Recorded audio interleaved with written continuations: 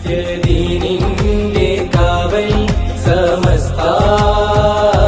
നൂറിൻ നിറവിൽ ഹക്കിൻ ഹദറ പുണ്യനൂറിന്റെ മൊഴി സമസ്ത നൂറിൻ നിറവിൽ ഹക്കിൻ ഹദറ അറിവിനായി അരുവിയായി ഒഴുക്കിനായൊരു നാമം ബിദഇനായി ഹദുകളായി തവല്ലുബിയൊരു നാമം അറിവിനായി അരുവിയായി ഒഴുക്കിനായൊരു നാമം ബിദഇനായി ഹദുകളായി തവല്ലുബിയൊരു നാമം തിരുശംസാലുള്ളൊരു പാത യമനിൽ നിന്നുള്ളൊരു നൂറ തിരുശംസാലുള്ളൊരു പാത യമനിൽ നിന്നുള്ളൊരു നൂറ